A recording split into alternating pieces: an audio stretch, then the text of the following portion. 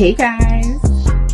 And he was kind of beating all around the bush, and he said the reason was because really the person he has back home is his fin dom, and that she finally, and I was like, what? That's a thing?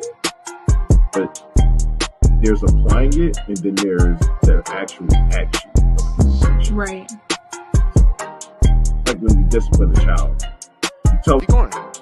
And then when we do it, you gotta say, scissor me, daddy, like that, all right? No, you know. This is not the fucking thing to do. Like, They think that's normal. I got you, like, buddy. Hey, help her. Minutes later, I see a pizza slide under my door. No contact. Like, I'm good. You see the pizza slide under the door with the hands, and your fucking hands slam down on top of it and grab it. We have an initial physical type of what we like to see initially, because our eye is always drawn to something. I can see a tall guy, big and broad shoulders, and I'm like, ooh, nice. But if he talks to me, and I'm be like, maybe not. Okay, so Mike, until we get the rest of the guys in, do you want to start with your first question for us ladies? First of all, are you drinking a Capri Sun? Yes. Oh my gosh. First things first, what is happening?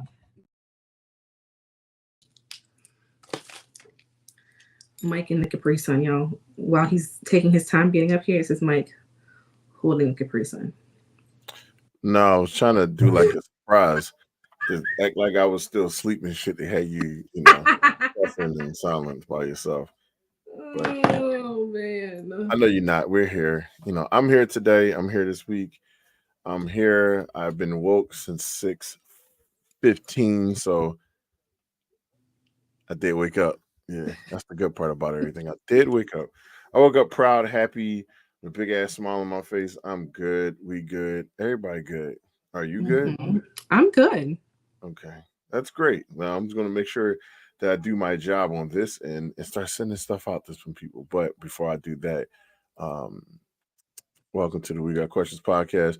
I'm one of your co-hosts, Mike Hennessy, aka Mr. Hennessy, and then we have this basic one right here. Hi guys. And today we are talking about a good, fun topic.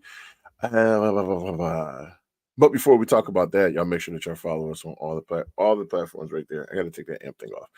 Twitter, YouTube. Make sure that y'all follow us on there. That's our biggest. YouTube is our biggest platform, but we want to try to get everybody on everything that we have. Make sure y'all follow Miss Basic at all of her platforms right there. Whether it's an Instagram, whether it's TikTok. What else are you on? That's it. TikTok, Instagram. Okay, we're gonna leave it as though because that's the most important one. But I have a Facebook business page, but I'm never on it. So no, we ain't gonna worry about that one. Yeah. We ain't worry about that. Not yet. And make sure you follow me on all the stuff. Mike Hennessy, literally on everything. You can probably find me at 215 on Instagram, but it's everywhere else that for the most part. I should put 215 because it's not Mike Hennessy. Whatever. Are you yawning early? God damn, we didn't even start yet. I'm sorry. No, I'm not tired. I don't know where the yawn came from. I'm up. It came from somewhere. That's all we know. It just came from somewhere. Awake. All right. So before we get into the podcast world, whatever the case is, I know I haven't done this a while, but I was thinking about earlier.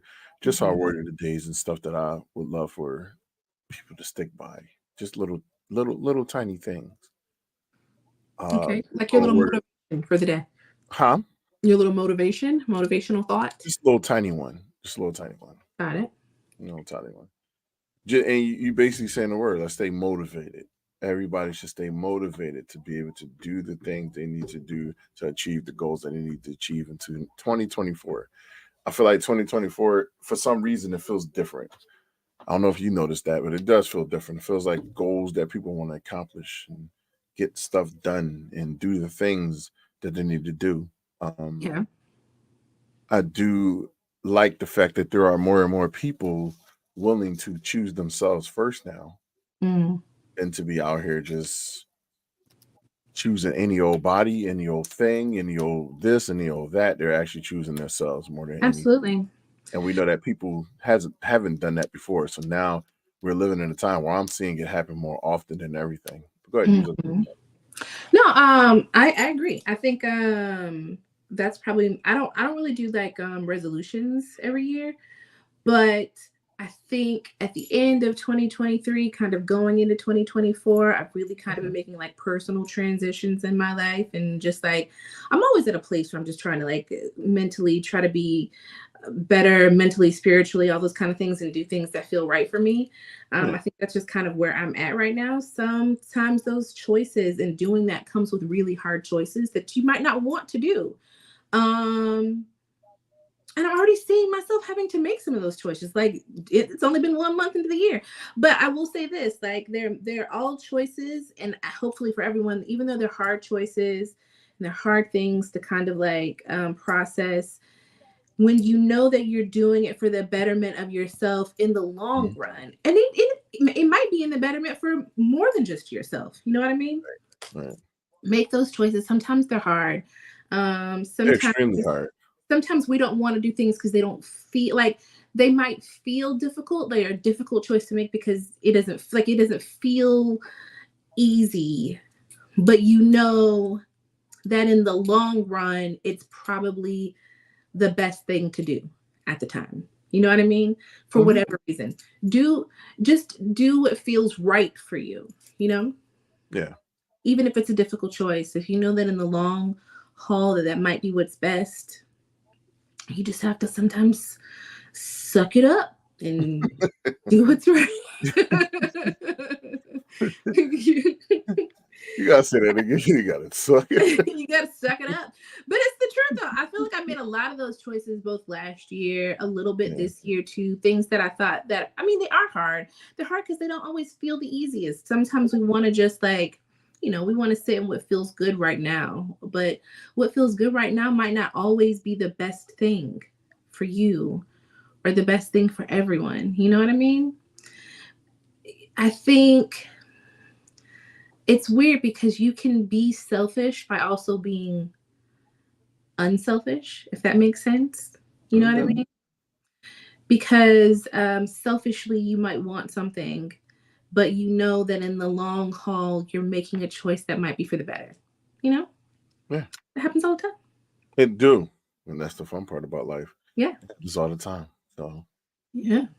Thank you for adding towards my motivation word of the day. But we just want to make sure that we stay focused with that and keep that thing going. Yes.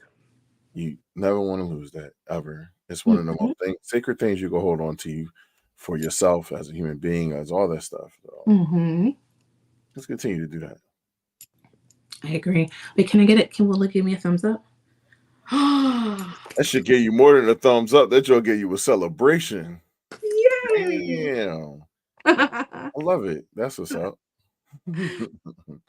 Anyway, all right. So let's get into the fun stuff of things. Today we're talking about I'm gonna just put it up on the screen. Per what me and Basic talked about for the past little bit. I'm actually gonna go live on the Tiki of Talks in a second, just to kind of bring the people over. But we're talking about good. You can do that part because I fucked that part all up earlier. And so if there, I know that I see a couple people in here. Y'all don't forget to say hello in the comments because we want to speak back to you guys. We love when you guys engage. Also, make sure if you haven't already, subscribe, hit that like button. Any little bit helps us out. But tonight we're having a really interesting conversation, and I hope for my guys that are in here that you'll really put some input in, because this is a lot about you tonight. Hey, Magic, we're talking about do safe spaces for men to be like vulnerable and to communicate effectively, like do they really exist? And we want to talk about it in all aspects. Like we all know that it is not uncommon for men to grow up feeling like they can't be vulnerable, they can't be soft. And you see them doing quotations because like, ooh, they gave me confetti for the quotations. They can't be soft. And not to say that it's really considered soft, but that's what men are taught. And you know, sometimes you carry that into adulthood, and then also I think into relationships, feeling like you might not be able to say what you need to say, you can't be vulnerable, you can't talk about your emotions. And so we want to talk about, like, are there spaces for men where they can feel safe to say the things that they need to say, the things that bother them, like how they really feel about stuff, be emotional, be vulnerable, cry if they need to, without feeling judged, without feeling like that challenges their manhood. Because a lot of people put out that toxic energy where I don't, and you hear it all the time. Like, you see TikToks about it where women will be like, I don't want a man who does this and that. But it's really like just a toxic pattern to say that men aren't allowed to be emotional and to talk about things and be vulnerable or have a safe space, whether it be at home with their partner or amongst other men. So we're looking at that from like all different aspects. Magic even added, he said, yes, they do exist. So Magic, of course, we're going to ask at some point, what those places and spaces are for you. But Mike, because I'm not a man, of course, I can't talk about this. And that's why I'm here. Right. So I am going to follow your lead tonight. Of course, I will have questions, plenty of questions, but I will follow your lead tonight because I can't really talk from a man's perspective. Now, 100. Now we know that all the time is like most of the time, this is the man problem. Mm-hmm. This is a big ass male problem, and I want to try to break it up into different categories that will make the conversation longer and stuff like that. Where it's mm-hmm. more or less, how do a partner in life, period? Because we also know this isn't just an exclusive men versus women or men versus women versus men type thing. Mm-hmm. This is everybody. There's a community of people who is all over that deal with these things. But we're just talking in particular about like when it comes to a man dealing with a woman. So I guess from this perspective, I want to start it off by saying, first of all, how did I have that issue dealing with people in my past? Uh-huh. I did do the thing where I was relying on people to now come in and have me be the person that wants somebody to create the space for them, because you didn't know where to actually go with this. You didn't know, like, you could pause your stuff. Yeah, go ahead. Yeah. What's up, Gray? How are you doing? Hi. Welcome. But this stems, like I said, it's just I was relying on, I would say, the longest relationship. I always have to reference my daughter's mother because that was my longest relationship that I had. Mm-hmm. And that was where lots of my problems and other things kicked in. But I'm not going to say it was always a problem, but I did treat her as a form of helping me become happy and feeling like I was able to talk to this person, but it didn't happen. Mm-hmm. Conforming in them, and it been weaponized afterwards. Right. Like, those were a big thing. Like, I can't tell you anything because that was an issue. That actually led, when we were together, we were young. So it was like, I know for a fact that she was talking to other people, but I would retaliate by, instead of conforming in her, when we would try to speak on our problems, it was always a yelling contest against each other. Mm-hmm. Somebody made somebody mad, and it was just this big problem now. It was borderline abusive. So it was like, and we're talking about verbally abusive, and right. Not never physically, just verbally abusive. It got to the point where sometimes it would get physical, not on my end, but for her, because her only last resort now was to lash out at me and actually try to put her hands on me. So it was more or less, and I'm not blaming her for how she felt. This was her being a child, and growing up, that was how she dealt with her emotions, like, I didn't know what else to do, like, I can tell that it was getting to a certain space. Yeah. So, anyway, I got you.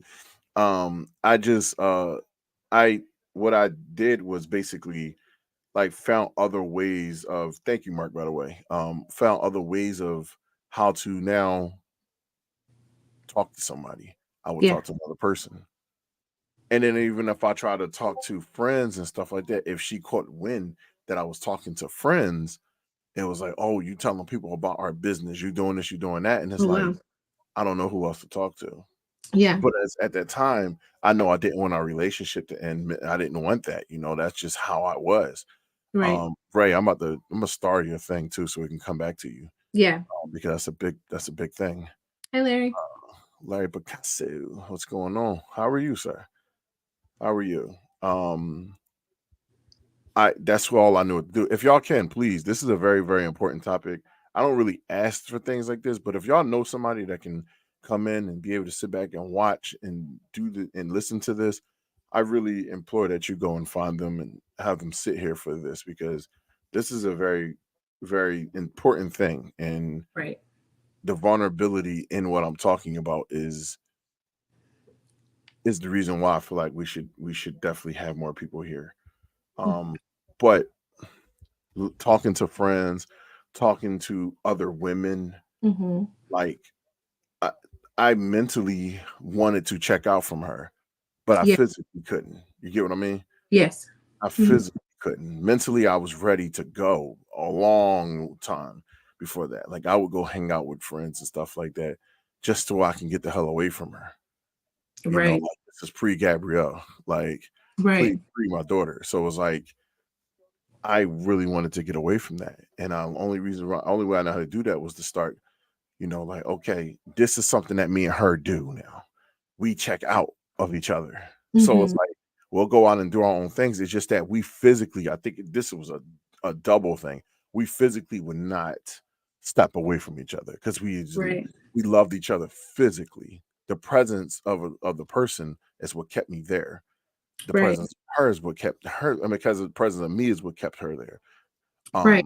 So I never really felt like, for me personally, I had a chance to even have that space to have an issue, have a problem, have anything, because it reminded me of what I dealt with in my younger life. And I'll get to Mm-hmm. that in a second, but I'm just sticking right here. Right. So that relationship set me up for other things. Now, when I came out of it, me trying to figure myself out, it was very difficult because I was figuring myself out. The one thing I've always maintained is not being disrespectful towards women.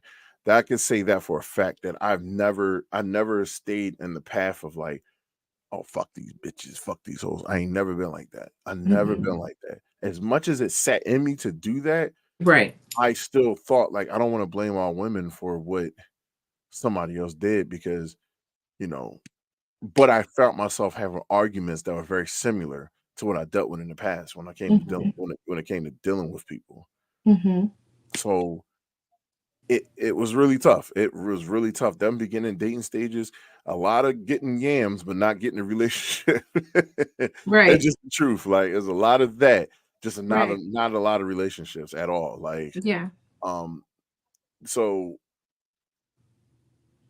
it took until what closer to maybe 3, 4 years ago when I Mm-hmm. really started kicking in gear with myself and just really getting it, really pushing like, okay, like you got to change the game for yourself. You got to figure out how you can create spaces where you're comfortable now. You Mm-hmm. got to figure that stuff out. And Right. this is through having conversations with people, um, realizing that everybody is not going to have your best interest, even when you're dating them. They Mm-hmm. have their best interest, and it's like you got to find a way how to get yourself into a space where you are creating like mental stability for yourself, where you're Yeah. creating a space where it's like, hey, even if I come to you and I talk to you, I'm already prepared Mm-hmm. to be in a space where I'm already safe for Mike. Right. So I'll leave it as that. I'll continue on with part two of things in a second, but go ahead. Okay.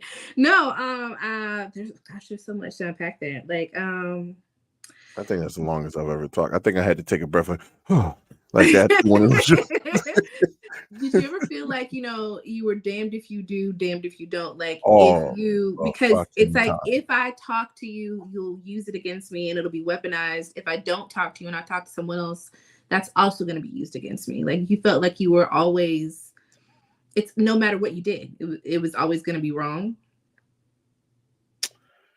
My last relationship, not very last, but my relationship that ended in, what was it, 2022, early January 2022. Mhm. That one taught me a big fucking lesson. Right. That was the damned if you do, damn if you don't. Right. Remember, I talked about this and Pat, thank you, Mets is sitting right there. You could pop the. We're gonna get to Ray after this. I want to get to that Oh yeah. Ray thing because she does have a big one up there, and I want you to know, like, we here for everybody stuff. So that one, I don't. I just recently got a good definition of what narcissism looks like, but I've never seen it live in color in my face like that before. Like where you can actually. I mean, like this bitch was like staring at me, like the definition popped up, like a fucking, like if the words of, yeah, that shit was like boom, like in my face. I'm like, yeah, damn. Remember, I told y'all that person said, yeah, whenever you have an issue, whenever you have this, please and talk to me. Don't hold things in, because I was the king of holding that shit in. I'm going to hold it in, because if I let it out, it might not do well. It might not do well. Okay, you said you want safe spaces. That's what you said. I created this safe space now. Yeah. I did it. For me, I came to you and said, okay, I don't want you to feel like I'm holding stuff. So, okay, this was an issue for me. Let me tell you about this, blah, blah, blah, blah. I watched her face change as I'm telling her this stuff. Yeah. And I could see the attitude on her face. Yeah. And then after the attitude, it was like, okay, I appreciate everything that you're saying and I'm listening. But let me tell you how what you have an issue with now pissed me off and gave me an issue. Yeah. I was like, yo, you were 100% the reason why I had the issue. It wasn't like I did something and you responded and I just didn't like how you responded. It was something flat out what you did, 100% dead. And I'm coming to you and I'm telling you something that bothered me.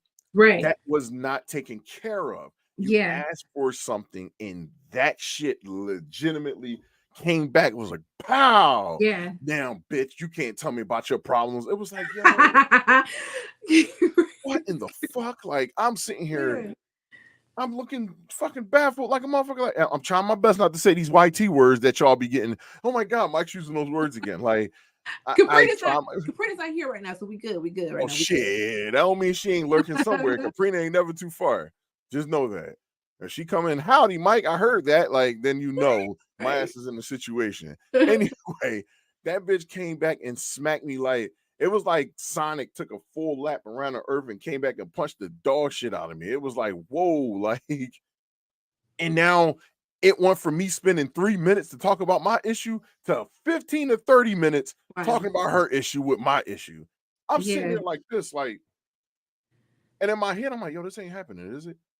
Down we're arguing because it's like, why does it have to be an argument? I need you to listen to me. I gave you your safe space. You know, I think that, and after I say this, we can definitely go to Ray's comment because she had so much to say in there that I was thinking while you were talking. But people don't realize that part of creating a safe space for someone, or part of allowing a person to be able to communicate effectively, is receiving what they're saying. And also knowing that it might not always feel good to us, right? It may not feel good, but it's about understanding. It's about really receiving what we're hearing, trying not to be defensive, like, hi, hey, trying not to be defensive. A lot of times when you create that space, and this goes both ways, because I know for me, I've had that happen to me, like in relationships. Part of you saying, I want you to feel safe to say how you feel and tell me, is knowing that it's gonna sting sometimes. It is. But we really have to try to be considerate of what this person's telling us, and really think of it like from both perspectives. Like, that's our time to view things from both perspectives, not only our own but theirs. And of course, it's our first human instinct to be defensive and to, you know, automatically want to protect ourselves or become defensive. It's a very human initial instinct. But if you want to be able to create those kind of spaces for people, that's something that you kind of have to, you can't always turn it off, but you have to dial it back. Right. Because you have to be able to receive what the person is telling you and really digest it and really like think about it. Even if it takes you a moment, you have to step away and process it. Like you can't come with the defense automatically, because then it's no longer a safe space, right? Because then as soon as I come at you with how I feel and what you did wrong and what I think about what you just said because it pissed me off, now we don't have that safe space anymore. Now I don't know if you're ever going to want to talk to me again, because when you did talk to me, I came back at you with even more fire. I didn't even allow myself to like take it in, to acknowledge it. I just came at you. And that's the problem, like in relationship, not just in like romantic relationships, but in any relationship. If you're saying, I'm giving you the space to talk to me and I want to hear what you have to say, and that be not just about how you feel about me, but everything, but then I automatically judge you and throw it back in your face, you've completely diminished the safe space. Like it doesn't even exist anymore. Yeah. So, I'm glad that you said that, because a lot of people don't recognize that shit. They do not recognize when they are the issue. And even if you do, some people don't give a damn, because once again, we're in a stage of, you choose yourself first. Cool. There goes Mel. Yeah. Cool. You chose yourself first. But look, before I go in and do my thing, let's get to these comments. I am not bringing in Jesus as Lord. I'm live on TikTok, by the way, too, y'all. If y'all see me anywhere on the TikTok side, please go to my link bio. Come on over here. Come on over this time. Let's go. I don't know. Listen, that was wild. Love should generate a safe space, but it depends on the mindset of the person generating the safe space for you. Mm-hmm. Our age group comes from people who told boys/men not to express yourself and toughen up. You don't realize how spot you are for my next actual thing that I'm going to be talking about. It's shit about to get real. It's about to get real. Look at Hawk. What's up, brother? Yeah, made your way over to this side. Welcome to the dark side of things. What's going on? But let's get to these comments real quick. What's good, Larry Picasso? We definitely appreciate you coming through. And us girls saw that too. It's a choice to allow you to be a human. Men are not machines. Very, very true. Putty. I see you down there, Putty. Oh, Mets with them all the time thing. Yeah, Mets welcome in too. Marcus, if you are here, please comment and say that you're here. I would love that. I'm sorry. Present. I would love that. Love that. That's it. I can't even pronounce it a certain way. I apologize for mistaking or misusing pronouns. That's deflection at its finest. Yes, from what the last story I told.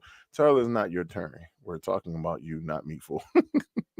But like I said, I got the people. We got Mel, we got Hawk, and then Hi. Putty Power. What's up, Putty? Welcome in. What else? I'm on TikTok right now, so come on over to that side of TikTok. So let's go back to Ray's comment, the first one. What's up, Milan? I think she was spot on. All right, cool. You're not here. Got it. Not that I'm not here. Which one you want to go back to? The big one? The first one, yeah. That she okay. Make sure y'all sharing it out. Please like. If y'all see it, press the button. Please. There's so many things here. So much to unpack with this one. She's right. A lot of people within our generation were not brought up with the tools to even know how to create a safe space for other people. We might have even watched our parents operate in a space where neither one of them had a safe space to talk about what they need to talk about, or grew up watching our fathers never express emotions outside of just anger or when they were frustrated, and that didn't always like translate over in the best way. So when we're watching that, we don't necessarily have the tools to even know how to create those spaces later unless we educate ourselves and really kind of try to like dig in and figure out how we can make that happen for ourselves and why it's important, and just be more self-aware, because a lot of us didn't grow up with those tools. We didn't grow up watching our parents do those things, so we didn't even know that those things were important. But it's all about us being self-aware and making ourselves more knowledgeable about how we can do that and what is needed, and also how we can break those patterns for our children and for Yeah. the next generation, Yeah. and creating those spaces for our sons and daughters, right? And not teaching our sons that they have to be tough, and that it's not okay to express yourself when you feel a certain way, and what are healthy ways to express yourself. When we grew up not seeing it, a lot of times we just don't know, but we have to be the people that break the pattern. Mhm. And there was something else you had said, Mike, about it's not always, you're right. I can understand that as a man, you feel like that you would feel, or for anyone, you would feel like I'm not going to leave it up to my partner for me to have that safe space. I should also be able to seek out other outlets for myself if that doesn't exist there within my relationship. But I do think that as women, we also have to be accountable for what you come home to. You know what I mean? And especially if we want our relationship to be a healthy one where we can talk about everything. Yeah.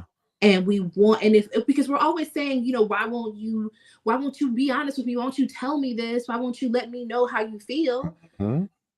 You have to create a space where we can have those kind of conversations. I can't keep saying, why won't you tell me how you feel, if every time you tell me how you feel, I get mad. I mean, it might hurt me and I might get upset. Right. That's okay. But I have to be able to receive it. Right. Like, I'm not going to like everything you said. I recently just had this conversation with somebody, like, what you're about to say might not be what I want to hear, but it's important for me to hear. Right. I need to hear it. And I also need you to know that it's okay for you to say it. Yes. Because we're trying to be healthy individuals, and you shouldn't feel like you can't say how you feel about something. Facts. I have to take it. Facts. And I have to digest it and then decide where we go from there, like how we work on it, how I feel about it. But I'm not going to but I don't want you to feel like you can't talk and really say what you're feeling because you're afraid of what the outcome is going to be. Yeah. So let's head into this, because you're on another particular thing I wanted to talk about too. Mm-hmm. Hey, boss, how you doing? Welcome from TikTok. Thank you for coming through. Hopefully you're following us and liking us. If you like what you hear right now, please keep coming back. Ray said, and I got 2 boys. Ooh, I like that. Ray said, I got 2 boys. We're going to keep it right there, because I'm going right to that. Rachel, is literally, so energies is being exchanged all across the board, and I have to address the energy in the room. Right. Let's head that way. So I want everybody to understand something. This is not me coming at anyone that is a mother at all. This is not it. It's just something that we have to understand. Mm-hmm. And most women in here that live in this, it's millennials, because millennials, we don't understand how much we actually have went through and been through, but we're smart enough to kind of climb ourselves out of it. Mm-hmm. Hopefully a lot of us are smart enough to keep climbing ourselves out of it, because we're the most important class of people right now. We don't realize that we are the most important class of people. You didn't quite make the Gen X basics, so I'm sorry. You are one of So my experiences when it came to dealing with the whole, hey, toughen up, be a man, be this, be that, men don't do this, men don't do that, you know what I mean? It did not come from men. It came from the women in my life that made me think like that. Okay. We don't like to admit to a lot of the things because it's very much shadowed. Yes, men play a fucking major part in this because we keep the ball rolling. Right. But not for everybody. We're just speaking strictly on my experience. What I dealt with the women in my family was that I was told to, oh, men don't do this, men don't do that. You know what I mean? You shouldn't be thinking about this. You shouldn't be thinking about that. Like, this ain't, you need to be taking care of your household this way and doing things that way. And you do this, and which all are good, respectable things for the things that I chose to know now that's not toxic. But a lot of that shit was. Mm-hmm. A lot of it was. Me realizing it was having conversations and realizing certain topics and certain things. I'm gonna bring this down because this is definitely talking about that. And it's really heading into what it is for like somebody like Rachel that raised 2 boys. I was told don't put my daughter in basketball. What's up, Kristen? Kristen, believe me, sit here for this one, Kristen. Yo, Chaz. Hey, What's Chaz. up, everybody? Make sure y'all liking, please. Get them likes up. What's going on, Luke? What's up, baby? 1 second. I'm gonna finish this point. I'll come right over there. So I had a conversation with said parent. Hey, don't want to say my mom, nobody like that. So, but I had a conversation, and it led to my daughter playing basketball a couple years ago. That's her mom wanted her to try basketball. One, because she was tall and all this other stuff, but I didn't know if my daughter really wanted to do it. She's a different breed. She's not like me. She's not like her mother. She is her own type of kid. Every kid is their own type of kid. They came in as an individual. They didn't come in to be Mike version 2 or Shannon version 2. So when we got her into it, the question was, well, why you want her to play basketball? Put her in tennis, put her in certain things like that. Why am I putting her in those things? Oh, well, if she plays basketball, she does it, she does that. Chances are she's gonna come out to be gay because them girls they try to turn you, they try to do this. And I immediately internalized and got pissed the fuck off because one, I don't want to look at my child in no type of way of being anything but my child right now. That's all I want her to do because I understand to have the conversation and do all the other stuff, but I don't want to play by them rules. I want nobody coming and telling me what I should do with my kid because guess what? My kid is great. Right. She has her little tiny flaws in certain things because that's her growing up to be, but she is not a disrespectful kid. She's not a kid who do this. This is one of the most purest kids I've ever met in my life. Not because it's mine, but because I see what it looks like. This kid just wants to be a kid. She's tall, she's everything like that, but she loves being a kid. She's not into grown shit. She's not doing all types of stuff. Stuff is curious, of course. She might get caught doing a couple of things, but that's the nature of being a child. Yeah. I'm not doing the same things that would happen to me if I peeked at something. I would get my head slapped off because I looked at it. You know what I mean? That isn't me. Those conversations weren't had with me. So why would be the first thing I'm having a conversation about is my child and her sexuality because of her playing a sport? So it was right there. Those were the things I grew up with. Stuff like that I grew up with. And it was from the women in my family. And my mom might have grew up a certain way or whatever the case is. My uncles might have grew up a certain way. Other people's uncles and moms grew up a certain way. But I couldn't begin to tell you where a lot of this stuff stemmed from. All I know was this is what I was dealing with in my life. Yeah. I mean, but the difference was I understood that they didn't have spaces for themselves to be who they were. That generation was immediately pushed into a particular thing. They had to be a particular way because this is what they were dealing with. They were dealing with segregations. They were dealing with killings. They were dealing with, the certain things that was happening around that time. The Martin Luther King situations, the Malcolm X's stuff, all these things were happening when they were born. The turnover was happening. You started seeing divide happen between people and the drug epidemic kicks in, and then all these different things are kicking in now. Yeah. They dealt with a different level of something, and all they was doing was the best thing that they thought they were doing. Yeah. But if I have to pick, I gotta pick where does this shit come from? Why am I here? Why did this happen? Of course. Thank y'all. What's up, y'all? Why am I here? Why am I like this? Why is this a thing? Right. I have to stem it back. I never had men in my life do that to me. I have to be honest. No one can tell me, yo, it was this person, this. It was no men. No men did that to me. Yeah. No men did that to me. It was all the women in my life. Yeah. All the shit I watched family members go through. And it wasn't like it was bad shit all the time. It's just that it was the women raising the village. Oh, wow. We got some good comments in there. Yeah. That cyclical damage, Marcus, passing it down, projecting what they perceived men to be based on what they were taught / saw. True. I mean, that's what they grew up watching, and that's what they taught us. And we still live in that right now. Yeah. My mom was a boomer, sure. She for sure. That's one. Yeah. Yeah. Because they feel as though it was their way of protecting you as a boy, as a man, and stuff like that. But they didn't realize they were following something Right. that was an actual problem. They were Right. following something that made it more of a problem. And on top of that, they didn't realize they were raising. I'm not blaming women. Please let me put emphasis on this shit. This is not a blame towards women. We're No. talking about particulars. Some women were raising young men to be exactly what they did not probably want out of a man. You Right. created literal people that will make you that was like some of the men that was like back in those days, because they swear that is always look like the movies where they dancing and holding, they singing and all that shit, and you don't realize what was going on in a lot of those houses. We're not talking about the fact that we're not just talking about you have a cousin or a sister that's around the corner. We're not talking about that factor. That's one of the factors. We're legitimately talking about men that were literally trying to be other versions of the oppressors. Right. They wanted to be like that. Yeah. Oh, this is my house. This is this. This is that. This is Right. blah, blah, blah. Like it was a lot of that going on. Right. And it They was like, you are a woman, you don't talk. Yeah. You They just were. sit here, cook, clean, make babies. Hey, Ron.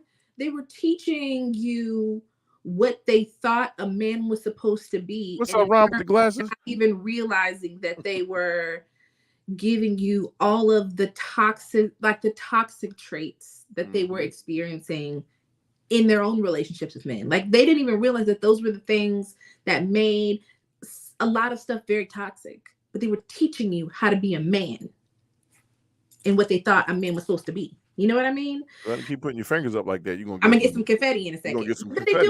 they did it. I mean, oh gosh, like they did it with girls too.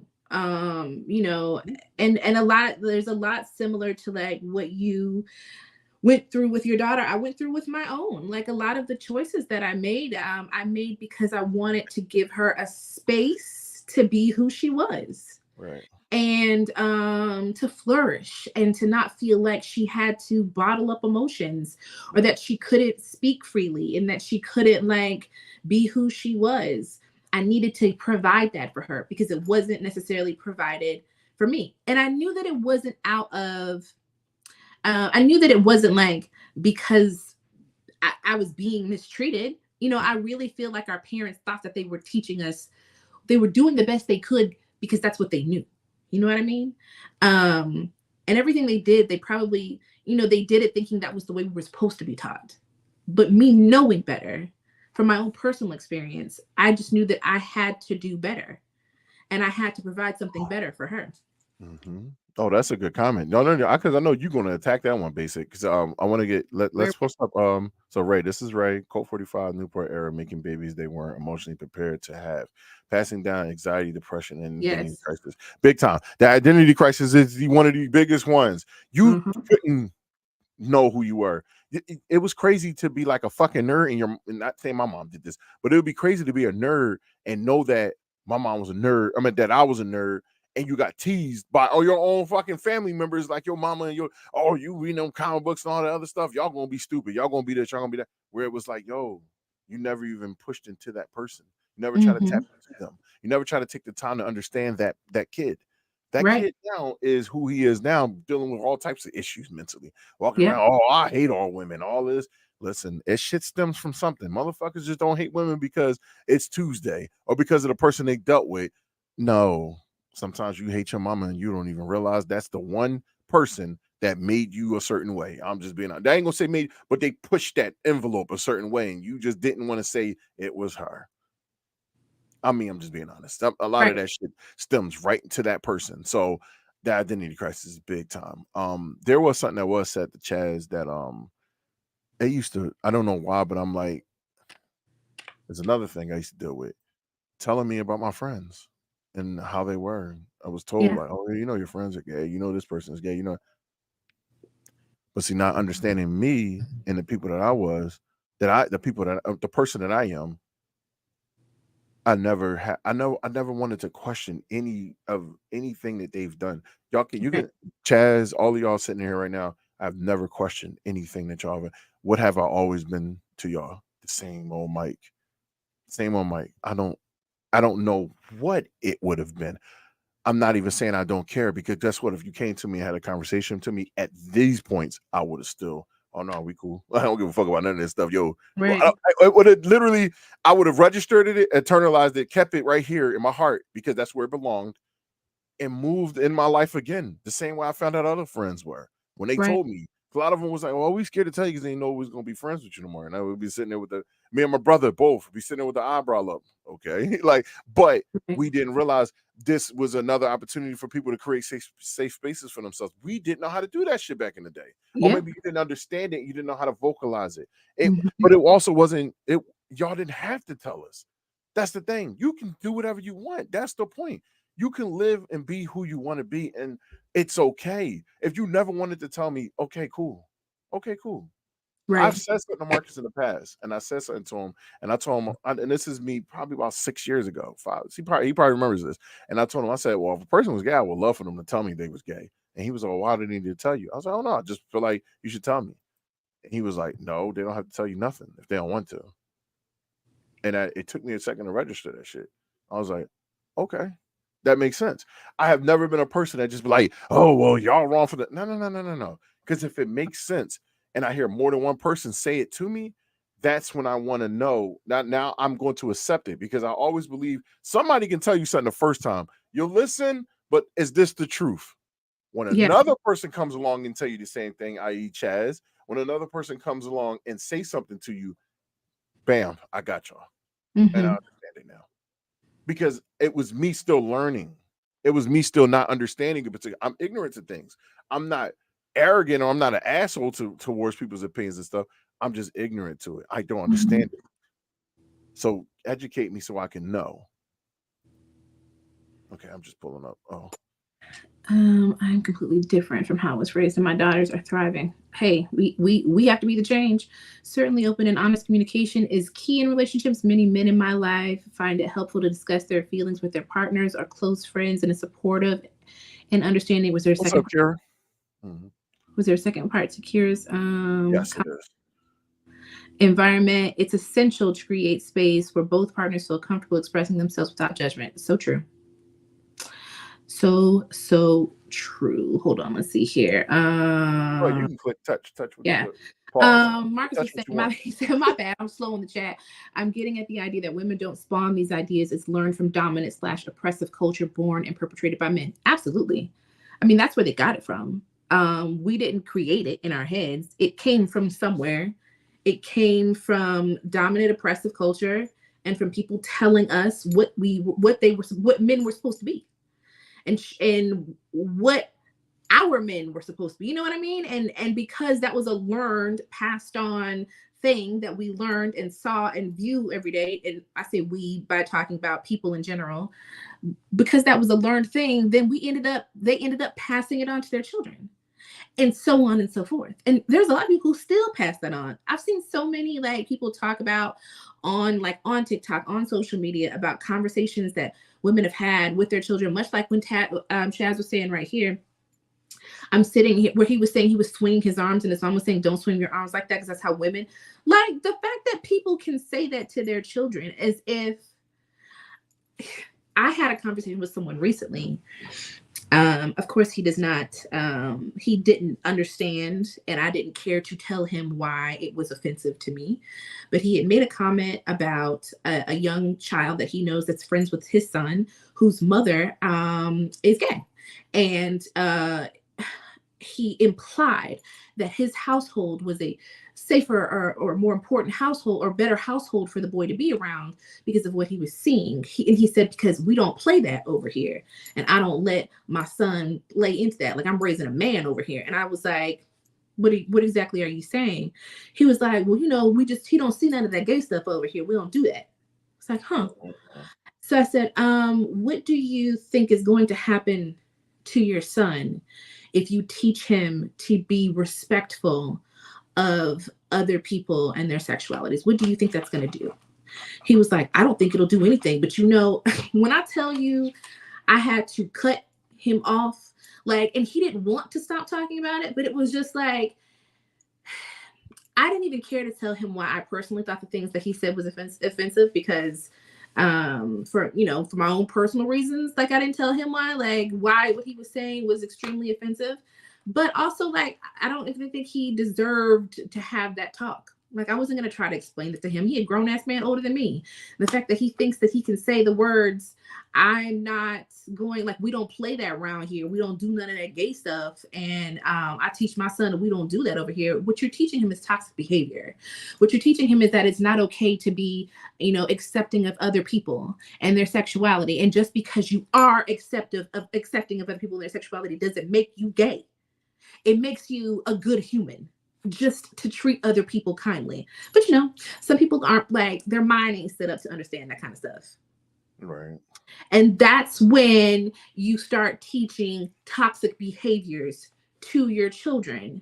When you're like, we don't do that soft stuff. We don't do none of that gay stuff around here. So you mean to tell me that because this other child's mother is gay, that's going to affect your son? That's going to change him? Like, the crazy to me that people can still even think like that, like, wild. But, you know, obviously it does still exist. Chaz was saying, oh yeah, I remember someone's parents told me that I was gay for watching Cheetah Girls. Dumb, just not bright. I'd call them dumb. It's such a stupid thing to say. It's goofy. It really, really is. You're trying to keep me away from things that you think is going to bother me as a kid, because I see people having, I don't know why people don't understand, like, certain movies will bring out fun emotions out of you, just good emotions out of you, the love that goes into the movie. Like, what am I supposed to watch Braveheart so I can see somebody get kicked in their fucking chest and be like, yeah, this is what men do? No, that's what fucking Vikings did. Like, what are you talking about? Nobody wants to. You want me to go around kicking people in the chest for real? So why? I can be one of your favorite statistics out in the streets, like calling you from, you know, this is the collect call from Michael Shaw Robinson. Mom, help me. And then it cuts me off and continue on with the thing. Like I'm just saying, like, hey, this don't make no fucking sense. Like, none of this shit will turn you into some. Yes, I'm on the podcast right now, but none of this stuff is going to change anything. None of this stuff is going to make you anything. I don't know why. I don't know where the fuck that came from, where people were like, oh, if you do this, this is going to make you love the opposite sex. How? Yeah. You ever think, like, sometimes people can watch or experience being with a person in their life and they might not even like that person? Right. Like, certain things just happen. I can watch a porn and be like, oh, I don't like what happened with him and this woman. I can like men now. Like, some people can choose what they really want to do because that's their choice. You didn't, like I said, you birth people, so. Marcus kills me every time. Some of those homophobic fears. I can't want to say homophobic. Some of those homophobic fears are personal fears due to suppression of some self-hate. So true. So true. Here goes Marcus coming in for the win. The only thing makes a person gay is liking Shaboy Boy. Shaboy Boy Marcus. What's up, Juice? Every single time it gets me. Every single time. Okay. Just sit for a quick second. But you know, and because of course this person has very toxic masculine energy, and so it doesn't surprise me that he would say something like that. But like, it also, I mean, for me, for a second, it did kind of take me aback that I was having to have these kind of conversations with a grown-ass man. You're right. Homophobia and misogyny are twins. Yes, they are. Because if there's anything else that I would use to describe him, it's misogynistic. It's the way he speaks about women.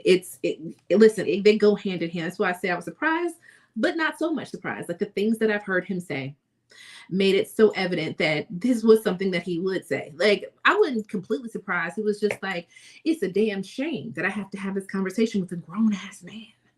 But I'm not surprised. Like, this is exactly, I wouldn't expect it from anybody else. Like, it shouldn't surprise me. Like, if this is who you are, it shouldn't surprise me. I think, and for him to like, and then at some point he was like, well, I would like to have this conversation so I could learn more. You don't want to learn. You want to tell me, you want to be combative and tell me why you're right and why I'm wrong. Yeah. That's what you want to do. You want to go back and forth. Yeah. Tell me why you're right and why I'm wrong, and why your son will be a man. And your son will also be a child who never is able to express how he feels effectively. There you go. And who will never talk about his emotions with you will never tell you how he feels about stuff, will never vocalize how he's feeling, because he's always going to think that you're judging if he's man enough. He's never going to tell you when he's hurting, when something's bothering him, how he feels about it. Like, he's never going to say any of that shit to you, because he's going to be saying, I got to be a man. And I got to act this way in this household. You want to hear something crazy? What's that? So I was on Xbox, right? And this is back when the Lil Nas X video had came out, the big one that had the big controversy around it, right? So they was in there having their typical conversations or whatever. I probably put down what Marcus say, a landmine, and that motherfucker stepped on it. But he's like, yeah, my son ain't watching no fucking Lil Nas X video. He was over his homie's house and stuff, and they was watching this shit. I told him to come bring his bitch ass home, right? I mean, like, he's talking to a son like that. And I'm like, and then dude was like, damn, you get it in with your kids. He's like, you know, they used to be talking like this. And I was like, well, your son not gonna be gay because Lil Nas X. He'll be gay because that's his choice, but to be gay. What you trying to say? That my son gonna be gay? I said, no, I ain't said that at all. I'm saying that if your son is going to choose it, he is. If you're raising your son to be what you're raising him to be, he probably will be that. 100% be whatever you think he's going to be. Mm-hmm. But on the other chance, he's not going to be gay because he watched a Lil Nas X video. No. Like, that's not how it works, right? And this dude argued me to the ground, but I probably kept throwing fucking firecrackers at him and they kept popping on him because I don't know. I just was just going in. Like, I'm like, bro, it's not that. Like, yo, that motherfucker is going to do that because this is what they probably already were. Like, they probably already were this. It's not like, Lil Nas X bought it out of him or some shit like that. Like, nah, he probably already was that. He just, I just don't get that part. I really don't. Like, stuff like this happens all the time. Right. Like, he's not going to be that because of a Lil Nas X video. I'm going to just leave it as that. Exactly. One video won't change his life because, believe me, he's seen others. They want to like the Shaboing Boing Marcus, but it would dismantle that farce of overly masculine ego they've been hiding behind. Okay. I've also found it interesting talking with trans men and how they feel about the construct of masculinity and how they fit into it. Then me, my non-binary ass, tries to disassociate those things. Ronald said people are stupid. Numbers don't lie. Every day. Listen, Ronald, every day. I'm like, wow. I didn't know people were this dumb. I knew, but like, damn, every day. People don't choose their sexuality. They discover it 100%. Marcus said, I was about to say people don't like, listen, that's why I don't have any room or space or anything to try to explain. That's why I don't want to have to, I didn't have the energy to try to explain anything to him. I also did not outwardly talk about the fact that I talk about my daughter's sexuality because, one, at that point, I don't feel like he deserved to have any kind of civilized conversation about that. And the moment he would have said something about her is the moment he was going to get a whole other side of me. And it was going, it would have been a whole other thing, because if he would have said something crazy about my child, we might have had a fight. I might have had to drive to his house and fight. But I didn't even think he deserved to have a constructive conversation. It just felt icky to me. Like, I didn't even want to talk to him about it. You were totally right. If that's what the kid will be, that's his life and his destiny. 100%. Hey. I've never, like, if there's anything that, no pun intended, but help him grab that Zelda sword, grab the master sword out the ground and put it in the air. Oh my gosh. Chaz will like that reference. He pop, and you can put it in the air. I'm sorry. Like, how I have to explain people I'm not gay even though they think I am, and I'm over here like I don't lust after or feel. Wait, what is this right here? What is UWU? What is that? Do you know what that is? Was it a typo? Or do I just not know what that means? Towards any man in my life. Let's see. I did have to first figure out that my internalized homophobia or just I'm not into it. Once I had the tools to understand my own feelings, I could articulate that. Listen, there's so much in that like I feel like people don't feel safe to say those things out loud. Like men don't feel safe to say those things out loud because they could probably be figuring those own things about themselves, but they don't feel safe to say those things out loud. And even with me just talking to my daughter, like her recognizing, her being able, listen, I got to give some props to my kid. I got to give some props to my kid for a minute. I learned so many things from her being so brave. Oh, ooh, whoa, got it. What the fuck is ooh? I'm still like, ooh, like, ooh. You know what I mean? Sorry. Let me go back. I gotta give props to my kid. I've learned so much from her being so brave in her own journey and her knowing exactly who she is and also discovering and feeling safe and comfortable in discovering who she is. Her knowing who she is as a woman and knowing that she does not have to be feminine to be considered a woman if she likes other women. And her also, like, just in her journey of, like, just because she likes to dress a certain way does not mean that she is changing her pronouns. Like just her knowing who she is and in discovering who she is and her defining who she is and her understanding and her being like so confident in that, like it makes me feel like I did something partially right because I gave her the space to be able to discover all of those things and to feel safe and to talk about it with me, and where there was a world where none of that would have existed for us. And where there was a space and time where we could have never had those kinds of conversations, but we very much do. And it was because I knew that I had to break the cycle of her not being able to talk about what she was feeling, who she was, how she felt, and creating like more confusion in her mind about what she could be and what was okay and what was not okay. So I just had to make some choices to like be able to create that space for her, you know? Oh my gosh, we're back. We're talking about the Zelda sword reference, guys. What took me that long? What do you mean? Drop being placed. Okay. Everybody's got, yeah. You got to pull out the Master Sword. Oh, like you said, there was a second part. I'm sorry. No, it's okay. You said there was a second part that you wanted to talk about with this. Oh yeah. So I'm going up real quick because it's not just what were we talking about? God damn it! It was a point that I was getting to besides something.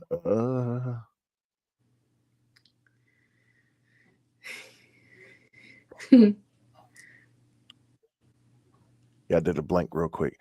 I mean, we can kind of get back to, and I know it was something I did talk about something with mothers. It was something that you were talking about. Oh, got it. So who we should be creating a safe space with, instead of utilizing the partners that we have in our life, the people that we have in our life, period, as a crutch to your happiness and to your anything. Like, why don't you create the safe space with other people? That's the same, like men. Like men should create safe spaces with other men. Go to men for advice on certain things. The right type of man, not just somebody that's going to tell you, the things that's going to keep you still in the same space. Like you were talking about, learn how to do something different. Becoming vulnerable with somebody means you're having a heart-to-heart conversation with a person that can literally give you the best type of advice that you need for yourself. So like this should be a person I should be able to go to and be like, yo, what do I do with this? Or what do I do with that? I'm trying to figure out how I can talk to her. Like, how can I reach her? This is the reactions that I'm getting, from her. And this is the reactions I'm getting back. And, I don't know what to do anymore. Like learn how to create the space for yourself. Maybe somebody can help you put perspective on it. Like maybe you should go about it this way. Maybe you should go about it that way. I'm not saying that it doesn't happen, But a lot of the times when people gather each other to talk about the women they deal with, they just talk about all the problems. Oh man, she Yeah. like to bitch and complain.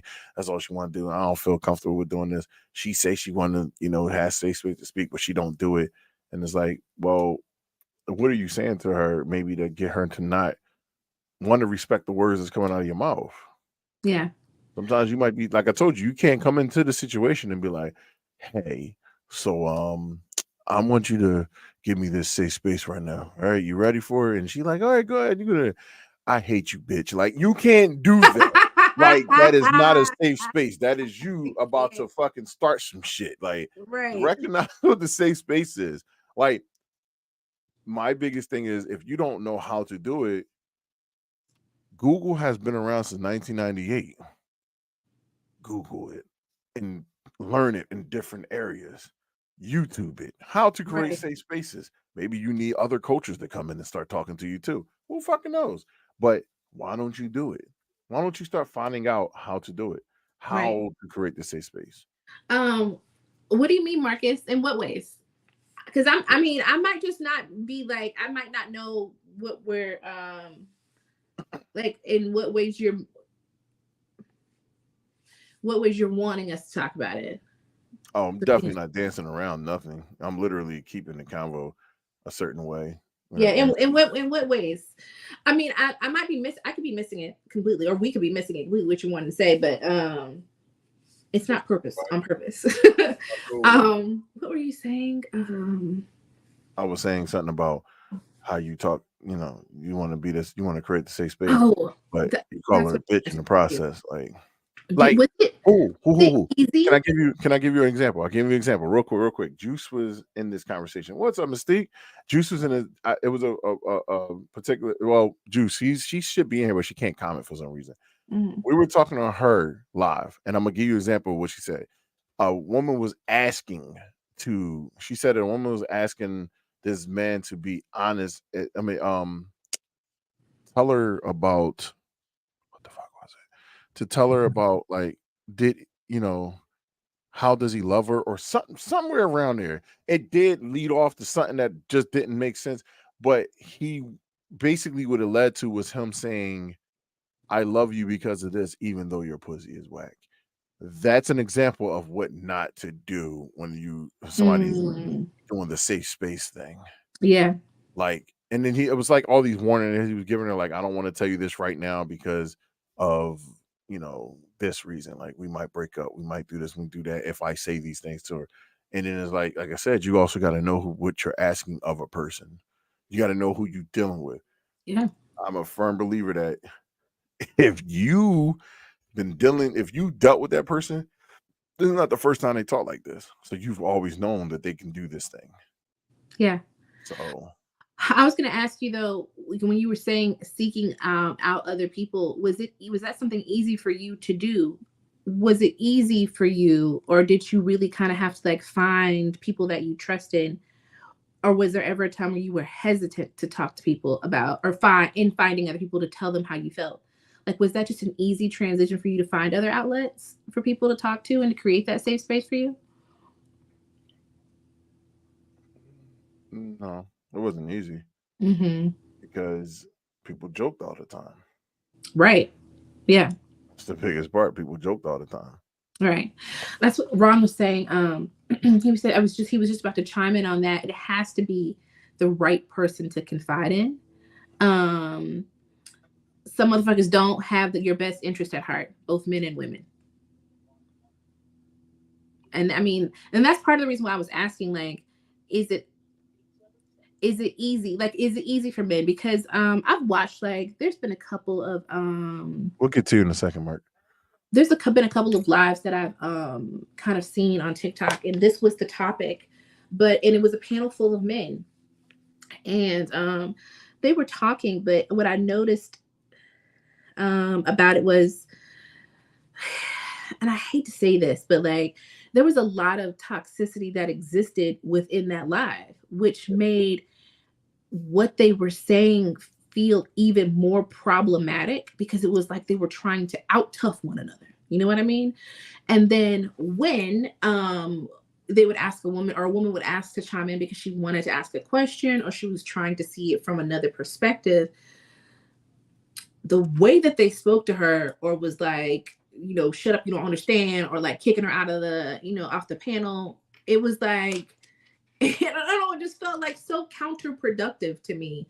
You're talking about creating a safe space for men to talk, and that's why you have this men's panel, and you have women wanting to understand and asking questions because they truly don't, but you meet it with like vitriol and like, you're stupid for even asking this. And then not only that, but the conversations that y'all are having within this, it seems like y'all are just trying to like, who's even tougher in this conversation? Because now it becomes like, I can't really be vulnerable. I'm just going to be tough and tell y'all how I feel and how I hate women because of this and how women do this. That's what it really felt like. You know what I mean? So maybe not all spaces are the best space to be in, because not everybody is thinking, not everybody's understanding what that space, that safe space really is supposed to be. Like, I want to be able to be vulnerable here with y'all, but instead we got to talk about how much we hate women and what they do. And I got to be tough, you know, stuff like that is crazy to me, crazy to like me, because it's so counterproductive. Did you want to go back to Marcus's comment? Sure. Okay. So Marcus was saying, patriarchal normativity,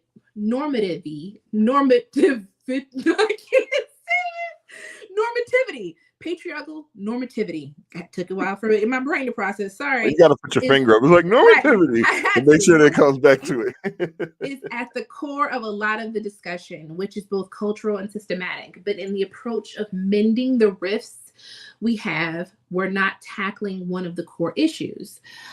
Like, yeah, men should have conversations with other men because patriarchal masculinity can only be remedied by men. I think racism. It ain't up to Black folks to solve it. It's a systematic issue only white people can dismantle. But yeah, he didn't let me get to that point. That's why I told him I wasn't. And I understand but I just said that. That's the part. Right. I literally just said it's not up to the women to do this for. I'm breaking it down into categories. That's why I don't know if he knew I was at that piece. Right. I'm breaking it in categories. And I get what you have to talk about too, but I feel like really, it's also finding the right group of people to talk about it with, because I feel like maybe that was what they thought the intention was going to be in that live, but what was happening was, like I said, very counterproductive. It was like, can we out-tough one another? Can we talk about how much women have failed us and how much we hate the way that they like it? So it wasn't like talking about how we can create, it wasn't really talking about creating those spaces and diminishing this and like really trying to find some way to solve it within, you know, with other men, like within like the like within that room. It became a space that was very toxic. And I do get that, like, because they were trying to, but maybe they felt like by people questioning certain things that maybe they got on the defensive. But if you're going to allow someone to ask questions because they want to generally have an understanding, then you have to be able to want to answer those questions and understand that sometimes people just don't understand. But in that particular environment, because it was an all men's panel and that was the topic, and they were talking about safe spaces for men, if that safe space just perpetuates more toxic behavior, like, it's counterproductive. And not to say that that's always going to happen. That's not what I'm saying at all. That was one thing that I noticed within this particular space. It just felt like what they were saying they were aiming to do is like they were creating a space for them to bash the opposite sex and talk about how we had failed them and how we were to blame because we didn't create those spaces for them, as opposed to figure out how they can solve it and how, you know, they can try to like counteract. Like, it just, I don't know. It was really kind of disturbing to watch. Let's see. Ron was saying, know what you're asking. True. For me, no, it's easy to open up. It isn't easy for me to open up about my feelings. Men sometimes have to either be tough or we're shut down. Yeah, that's what we were talking about. Like, that a lot of that is learned behavior, that you learn that you have to be tough or you shut down. Marcus was saying, and why the fuck are conversations around men and safe spaces always centered around relationships with women? And that was the thing. That whole, well, from the parts that I saw were very much about how it related to their relationship with women, and it related to how we failed to create safe spaces and how they could not rely on us to give those safe spaces, but mostly because we just failed at it and because of what we want. And it was mostly just a bashing of like what women are looking for, and how we don't understand, which like that's what felt like really I don't know. I just felt icky. Like, I didn't even want to walk in the room. Like, I wanted to contribute, but it felt so icky. And I was like, no matter what I say when I walk into this room, it's going to be, it's going to be approached with like some anger, and they're going to like debunk it and all that kind of stuff. So it just wouldn't make any sense. I'm just reading them out. We don't have to read everything. They're having a conversation. Well, he's having a conversation. I understand why it feels like.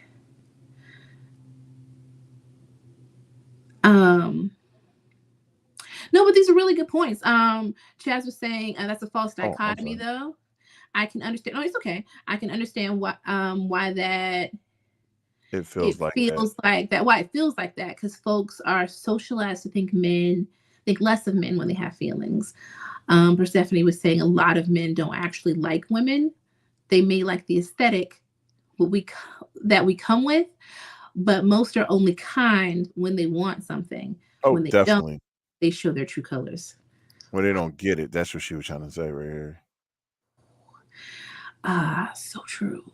Yeah, a lot of men are only sexually attracted to women. All others bonds and attractions are reserved for men. Yeah. That's why, listen, the biggest things, you know what it is? When you hear the conversations about when they first see a woman that they've never seen before, that's when you gotta know what it is. Because I never hear particular things. Like, I can look and not just think things in my head, but like keep it out my mouth. And what I mean by that is like, yeah, your head plays stuff that goes to your head plays a big factor too. But what I mean by that is like, if I think somebody's beautiful, I'll say it. I'm like using in my head like, oh, she's very beautiful or whatever. Like, but what I don't do is engage in conversations about stuff. If that's what I'm thinking. Oh, you're not late to the party. You're never late to the party. You ain't as late as I was last week. But so like when you start hearing men talking about like, oh man, yo, that's the girl right there. Oh yeah, she got fat ass. She got the. All you was talking about was the aesthetics. You don't know this person from a can of paint. You can't even read what's on the can of paint. That's how much you don't know who this fucking person is. But the paint looked good. Put that shit on your wall and that shit got dirt on it, and it's like, man, what the fuck? Well, yeah, you just wanted what you seen and not necessarily what you needed to know. You didn't give a fuck about what you need to know about the person. You just know what you seen. But then on top of that, if you are a monogamous thinking man where you just want one woman and all this other shit because you know that's how the game is played. Hey, I'm gonna look at this woman. I'm gonna do everything. I'm gonna talk about all the shit I want from her. But you got a girl at home, and it's like, oh yeah, nobody can touch my girl though. Nobody can have these thoughts. My girl can't do these things. But I can, because I'm being sneaky about it right now. So it's like, man, that's basically what that is. It's like everybody wants just a person to be. Listen, let's get back on track because I feel like I'm heading down a rabbit hole of something right now. We understand that men should be talking with other men to get rid of certain things, like the toxic shit, like being able to have a safe space to speak, but also speak your true feelings and your real feelings and not necessarily just speak on something that is an actual, like that's going to create this person to start talking and bashing women, because that's not productive at all. Like, it's real. I'm being real to say, okay, even though we're saying safe spaces, what type of spaces are you creating for yourself? Which is my next question. What type of spaces are you creating for yourself? Are you creating toxic spaces? Or are you really creating safe spaces? I.e., what I just said earlier about you wanting to talk to your lady about certain things and you wanting to have safe spaces and not having conversations the right way. You're going in there and telling her, hey, the way you made that dinner last night, you left bones on my chicken. Like, why did you do that? Why did you do this? Like, you can't cook for shit. I'm tired of your cooking. I'm just and you just sitting there like, niggas, are you telling me your true feelings? Like, or you just literally, this is some shit you done held back from years of a conversation we could have had a long ass time ago. You waited to now. Right. Now just break the shit in. Like, you know, I'm gonna kick Yeah. the door the fuck in. I hate how you cook, motherfucker. Like, you need to, and it's like that's how stuff be. And then on the flip side, I don't know how to answer for a woman. That's why I let you do all that. But I just know that some men can be like, you know, real petty about shit. Like, that is not safe space. That is Right. not at all. But like, it's kind of like we were talking about earlier. A lot of it's learned behavior. I think part of the key definitely. to like creating safe spaces in general is being introspective and like, but also being willing to look at things from more than just our perspective. Being willing to see things from more than just our own perspective.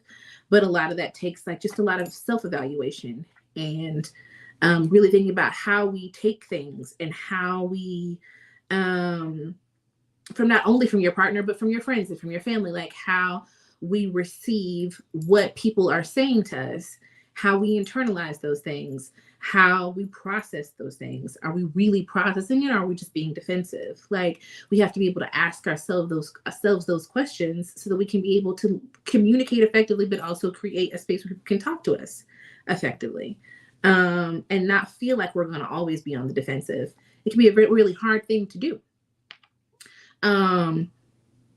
But I feel like that's probably the most key thing to be able to create a healthy, safe space, as opposed to a toxic space. A lot of people think that they're saying they're creating a safe space so you can say whatever you want, or they can say whatever they want, but the message is toxic, or the message is one that is accusatory, or like, you know, we're defensive and we're just kind of like hitting below the belt or just coming at our partner. And that's not helping the situation at all. And a lot of times, sometimes when we are defensive, we shut down what the other person is saying. I've read somewhere that some people can mistake a person's needs when a person is expressing their needs as an insult. Yeah. So if I'm telling you what I need, you internalize that as I'm telling you all the things that you were doing wrong. When really I'm telling you what I need because this is important. I want you to understand that I need these things. And I might not have vocalized it before, but I want our relationship to work. And so I want to tell you what I need from you. But instead of you taking that as into consideration as what I need, you take it as an insult to you personally, because you weren't like, it's like I'm telling you, you're not perfect and you haven't done this for me. I mean, in a sense, like in a nutshell, kind of that's what's being said, but not in a way to be like, you're not doing this for me. I'm just telling you what I need because it's important for me to vocalize those things. So it may not feel good, but hopefully you cannot see it as an insult to you, but see it as me just trying to communicate so that maybe, because you might have needs too from me. Yeah. There might be something you need from me. I know that sometimes, like I'm sometimes guilty of not saying what I need. Yeah. And like I've had a particular relationship where I wanted to create a space for my partner to communicate to me, but because I knew how my partner took things, some things I just didn't say. I just left it alone because I knew that he would internalize it as me coming at him when that was not the intention of what is being said. You know, I wanted to let him know how I feel in the same way that I wanted him to let me know how he feels. Yeah. So, but if I were saying it to him, it became an argument because he felt like I was challenging him. Or if me saying I was hurt by something, he would take it as, oh, you didn't take my side, or how could you think I would do something like that? You know, that's not what I meant. Okay, which is okay for you to say, but I have to feel comfortable with telling you how I feel. Yeah. And if you shut that down, and I can't tell you how I feel, I'm never going to do it. I'm never going to talk to you. I'm never going to tell you how I feel about something because it's going to be met with you being angry and you shutting it down and being like, why are we talking about this?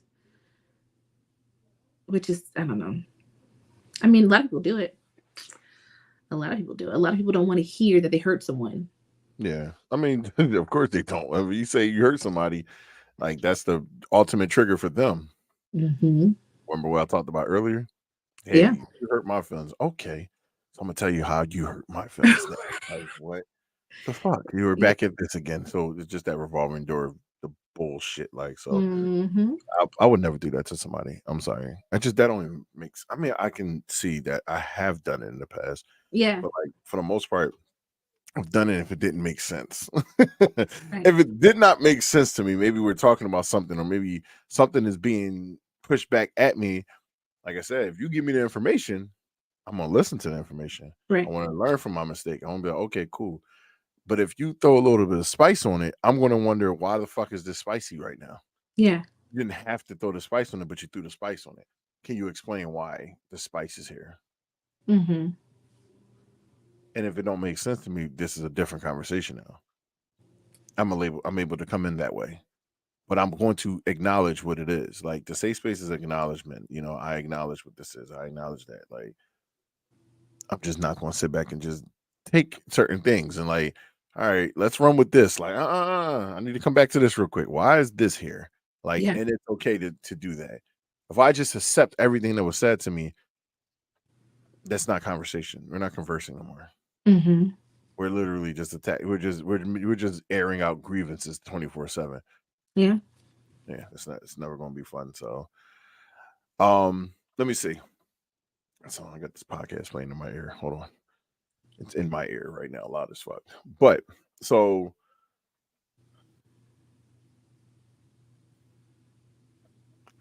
this will probably be like one of the last things I want to talk about as far as that. But sexually creating safe spaces. And what I mean by that is probably the most touchiest one, because we're talking about if sex is bad, if a person isn't doing a particular thing, if you feel like they should be able to learn a little bit more, whatever the case is, that stuff can be triggering big time. And I know everybody say some people always should be willing to learn, right, but you still got to take care of a person within that. So if things are bad or things is this, or maybe something like, what do you do basic that, hey, this isn't working well, whatever the case is, how do you put somebody, how do you get yourself to a space to be able to feel like you want to talk to them? Do you remember we were talking about reaching and getting advice from another person or whatever the case is? Yeah. Who do you talk to? Do you talk to men about that? Do you talk to women about that? Like, who do you talk to? Do you I talk personally to don't talk to anybody, and not just women? Anybody, I personally just don't talk. I don't talk to other people when I'm in a relationship with someone about my sexual experiences. I just don't. I feel like there are certain things that I don't like to speak on about my partner with other people. Like I like to just keep certain aspects of my relationship private. Mm-hmm. The hope is that we've built up enough level of trust with one another that we can talk about it. Yeah.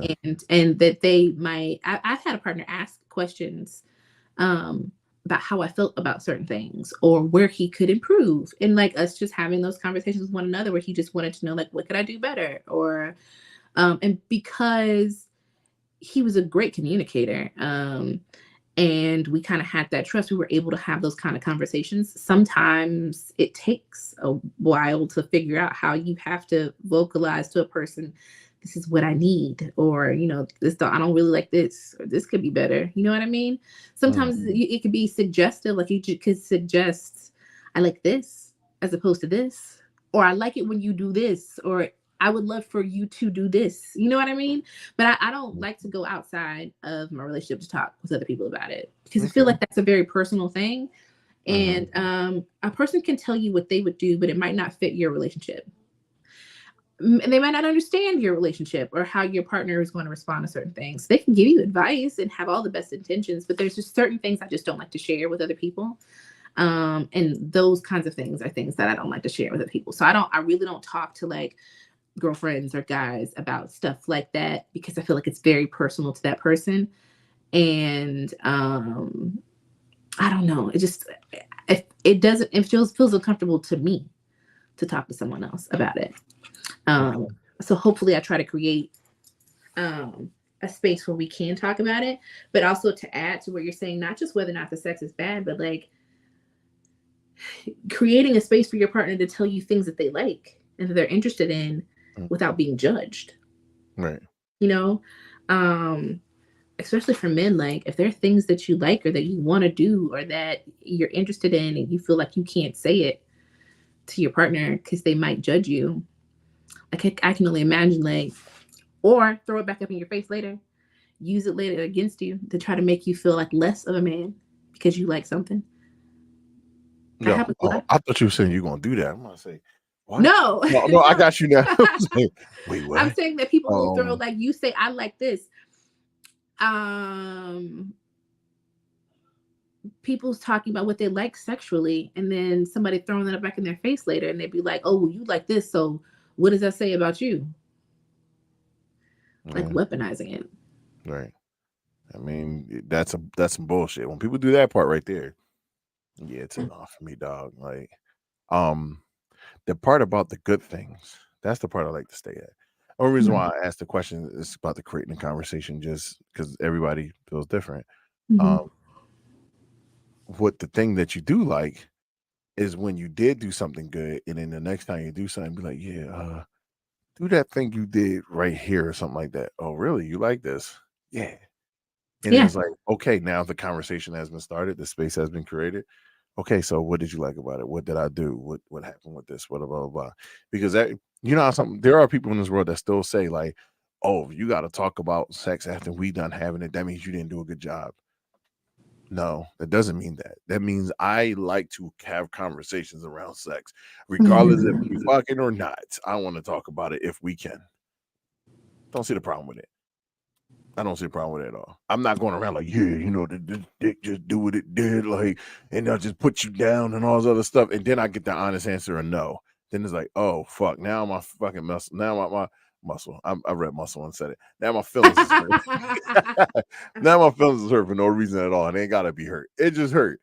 Because now in my mind, I'm over here thinking I'm Billy Badass and I ain't do a motherfucking thing. Like, so that's why I said, like, I don't mind having a conversation about it. It's all about, hey, what did you enjoy about it? What was this? What was that? And it's okay if you tell me, oh no, yo, spend more time doing this. Oh, okay, that's fucking cool. I'll do that. Like, some people like being uppercutted. It is what it is. Do you think? I mean, it doesn't really matter at this point. I mean, I think it'd be interesting to do maybe at one point. But do you think that it would have been, to Marcus's point and to your point to some degree, that this would have been more effective to maybe have like an all men's panel? Not yet. Okay. Not yet. Because if I easily could have done that, that's fine to do that. But if I can sit back and say, and I can have the conversation with you and say, hey, these are the things that I'm thinking about as me, and just sharing the experience, because it's not about just me just bringing a whole bunch of people on so we can spill our guts and stuff like that. I'll choose to do that later. Right now, I wanted to have the conversation where everybody can feel like they can sit here. Now, you know, some people do just do that where they allow men and all these different men to come on there. I just did that earlier, but it's more or less like this was for the podcast. This is for people to be able to have the conversation. No, and I get it. I get it. And I think that it's important to have both perspectives. I just think, and not to say there's anything wrong with what we've done, because I think this has been a great conversation. I think it would be interesting to see a healthy version of this conversation with a panel of men who are not being counterproductive by creating more toxic energy. You know what I mean? Like, I think to both your and his point, like, of course, and to your point, I understand what you mean by being able to find outlets with other people, which is me and you can have this conversation and we can talk about this. And it's a good way to create a healthy space for everybody here. But I do see the value in allowing men to speak about their personal experiences together Mm-hmm. and maybe learn from each other's personal experiences. You Of know, course.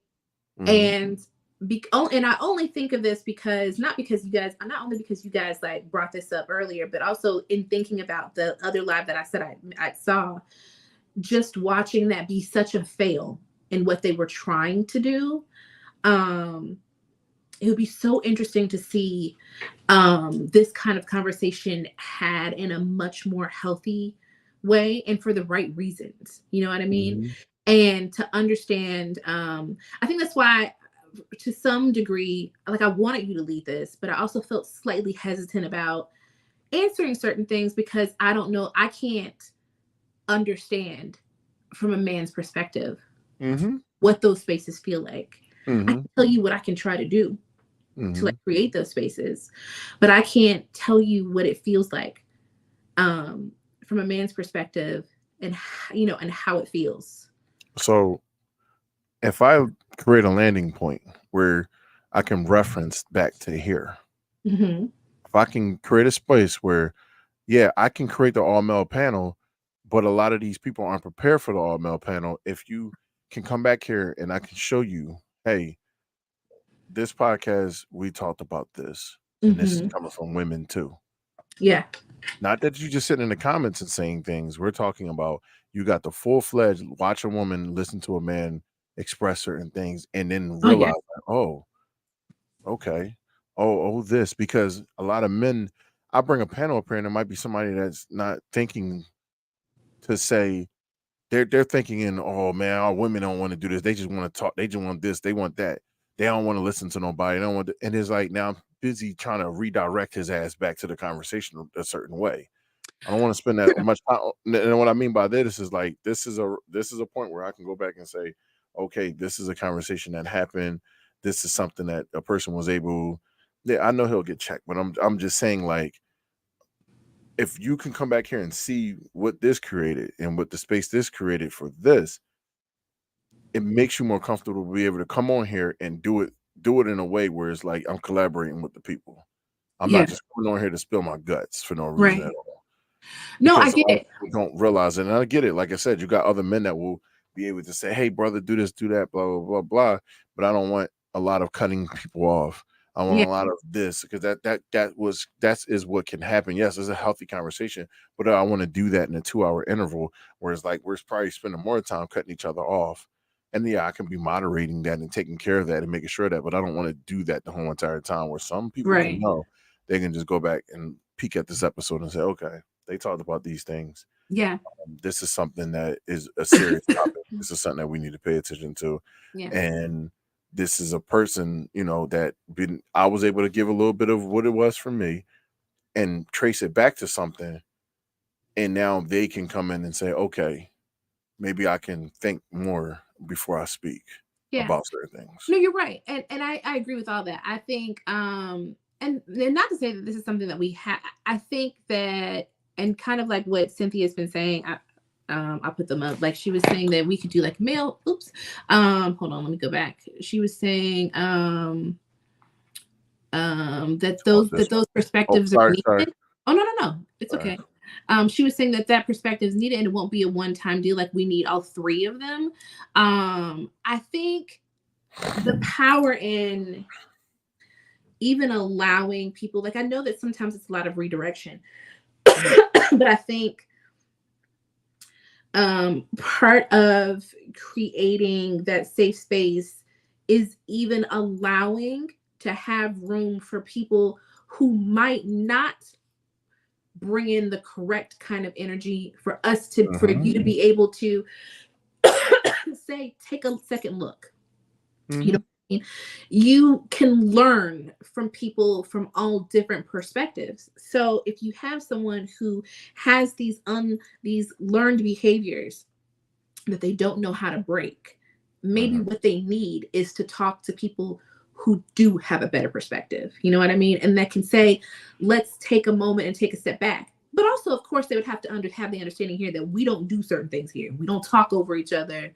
We don't disrespect other people's opinions. We want to understand why you think what you think, but what we're not going to do is disrespect one another. But I think that there's value in hearing various perspectives and various points of view, even if they're not necessarily our typical point of view, because not every, like, while everything that you've been saying is so valuable, there's so many men who have not had your experience or don't have your level of self-reflection or like introspection. Like, a lot of men don't have that, or don't even know how to, or haven't had the opportunity to, or the space to.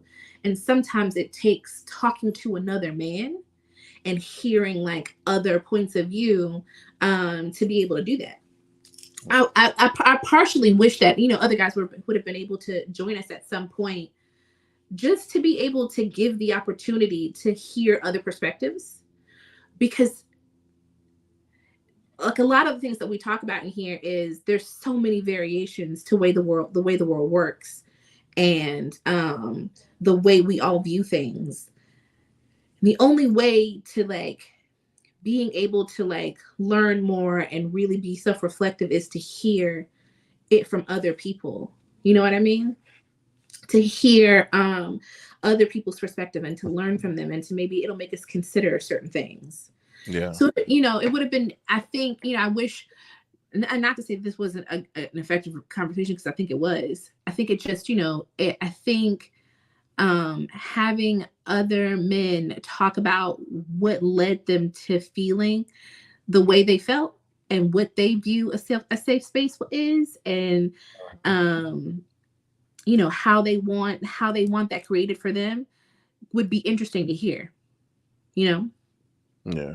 Well, that's a future show. Yeah. We can do that again. Did we go through all of them? I'm just clicking on them now. Why is Marcus saying he'll play nice? What did he say? He said something about the Dusties or something like that. I seen it in the comments. Not the Dusties. He wants to put men on Front Street with it, but it's like, I completely understand it. Like, we want to, of course, we want to have them on here, but it's like, hey, right now, this is my safe space. This isn't for everyone else. This is me having the chance for me to sit back and talk about things that maybe is on my mind. I've had conversations around this, and I know it probably would have been better for that overall. But I'm thinking more or less like, hey, let me have this conversation with my co-host and let's talk about this, because maybe it's just you listening, you know, and you learning from me, and then you learning from, you know, you speaking on experiences that you have with it too, because it ain't just men that go through this shit too, it's women too. But for the most part, this was morally about what spaces need to be created for men to be able to feel comfortable for ourselves and what we, you know, feel or, you know, deal with. We just expect people to listen who don't care what is being said. women can be dusty too. That's what I'm saying. It's like, that's why it's like, all right, then I know we'll run into the situation if I have a thing where everybody's talking and, you know, the guys will go, oh, well, women this, women that, and it's okay. I understand, like, that's how the ball rolls, but that's just not the space I'm in with it right now. Just want to, you know, I know if I talk and I'm able to tell what it is and stuff like that and talk about the things, that it will be listened to a certain way right now, for right now. Because I don't know if I can, like I said, if I'm spending more time concentrating on, and this is our podcast, so if I spend more time listening to other people, I might not be able to formulate the thoughts that I'm having right now, because I'm busy studying their thoughts and what's going on with them. So a lot of the times I might lose myself within that conversation. I don't want to do that. So if I say what this is, like I said, here goes my landing space. I can be able to show you these are the things that we talked about, and this is the stuff that it was for me and what I dealt with growing up. I got all the things I needed to get out. So the next time I had this conversation, I'm able to just sit back and just moderate this thing now. Let the men really take the space. And I'll speak too, of course. I ain't gonna never have somebody just sit back and just dominate it, but have the conversation the right way. Yeah. That's it. Okay. That's it with that. So, yeah, I mean, we've probably reached our ending point on this. I know it's a little early, but ain't nothing wrong with ending early. A lot of them, I know I post up this Will Smith thing, but I feel like a lot of people will be sitting there looking like that Will Smith picture the whole entire time, trying to figure out how to create safe spaces for themselves. I'm not gonna post it, but they're gonna look just like that face, just sitting there. I would hope not. I would hope they would actually have something to contribute. Nah, I mean something to contribute, but yeah, like I said, I might play the glasses clip. I don't have the glasses clip on here. I didn't post it on there. That's a classic right there with the freak nasty glasses. I would love to do that. But if y'all guys have, well, we can spend like 15 minutes. If y'all got questions for us, I would love for you to ask questions. I love that what Cynthia said. I love that she feels as though she put this right here. This is a star comment right here. I love we got questions because people listen, hear, and then talk. Because guess what? I shut the fuck up and let Basic say what she had to say. That's how it goes. No. He is the boss lady of here, and when she talks, I shut up. I don't cut people off. I don't do that for shit. So, but yeah, if y'all have questions, we would love to answer a little bit of questions right now, kind of leaving the floor open for people. So 15 minutes left. Basically probably want them 15 minutes to be spent. Oh, you can show your shirt. Yeah, I mean, I see it. I'm like, oh yeah, you guys, I got my shirt. Hold on, let me stand it for you. Look, stand up too high. We got shirts. Hold on, let me we turn. Got shirts. We got questions. Don't turn around. Marcus. I think the camera is good enough where you might not see. But nah, you're gonna get it.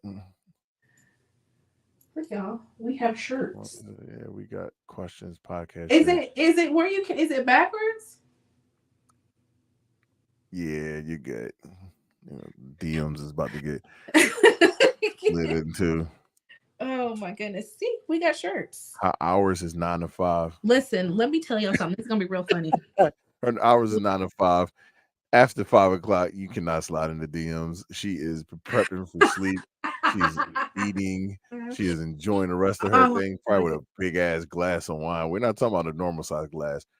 Your glass is big as shit, basically. Like I told you, see, you know what I'm saying? Like, it's a heavy pour. Let me tell y'all something. No, your glasses be big as shit. Like she Mike poured glasses. That bitch be a it's courtesy very heavy cup. pour. Very heavy pour. You got what's some things off of Harry Potter? Gold drunk. What are them big ass? No, them big ass. What do they call it? A cauldron. A cauldron. She got a fucking cauldron. God. You don't drink from the regular shit. Her jaw's like one of those fucking Gaston off of Beauty and the Beast type cups. Like them just bigger than his hand. Like, and she be in that joint fucked up. Like a little dainty pour. We're gonna drink. Let's drink. She's a dominatrix. I don't know, but I feel like if Basic put leather on and a cat outfit or some shit like that on, listen, you unlocking a whole different person. Like that's a not so basic. Oh, Mike, I gotta tell you, listen, y'all. So Mike sent this and I got it and I took it out. Mike had called me and he asked did it fit, and I hadn't tried it on yet. Mike, when I tell you when I looked at the size, I was like, oh, y'all, Mike got me a large. How Mike? I was so flattered. I was like, it is so sweet that he thinks I can get all this body into a large. And it fit. It fit. I literally was just saying that to somebody today. I was like, this is the sweetest thing ever. That when Mike said, make Basic a shirt, he said, give her a size large.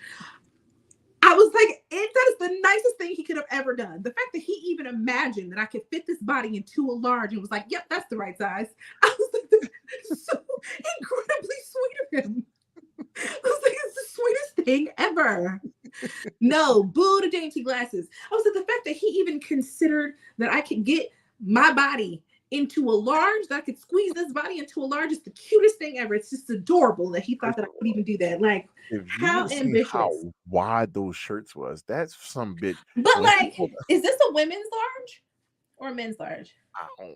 I don't know, but does it looks nice on your body? Is it not fitting? It does. It surprisingly fits. But I was I mean, so nice of him to say, let's get her a large. I thought that was so nice. It's like, how sweet that he Okay. said large is the correct size. Oh no, he might be a little bit behind. Come I told you. forward, Bennett. Oh my God. Oh, it's so Ron. He's There's in- only water in this cup because Oh, to so the fix big her pink cup. Mhm. because I am fixing me. So I have a little frozen drink in my refrigerator for when I get off of here. But I'm going to put like a shot and a half of Crown in there. So I'm hydrating now. Y'all know that was the only drink I would drink at the fucking at there. I was like, only Crown. I ain't doing nothing else. Right. You know, so Frita, you sure you don't want the Hennessy? I don't want the fucking Hennessy. No, y'all keep that shit on that side. Oh man, I could make a mean drink with Hennessy. No. Why you call you had to hear him when he was out there because he was already toasted almonds. He was like, but why you call yourself Mike Hennessy? Right. If you don't like it, then why the hell you call yourself? He said, we're gonna change your name. We're gonna change your name to something else. Like if you let me control the pour, it'll right to be the tippy top. Listen, fill that bitch to the brim. No, like that's too much. Like I'm gonna put like a shot and a half of Crown in my little smoothie and like give it a good mix. So I'm hydrating now. That's balance, right? Yeah. Hydrating first. You got all that healthy shit in it, greens, multivitamins. Like just imagine explaining this shit to somebody. I got the greens, I got the multivitamin. That shit got this got does fruit, have a pineapple, ginger, sea here. moss. I got all the things. But I just poured a shot of fucking Crown Apple in that motherfucking. Absolutely. Like, it's all about balance, guys. It's all about balance. Yes. Toasted almonds mean you are fucked up. Like you're gone.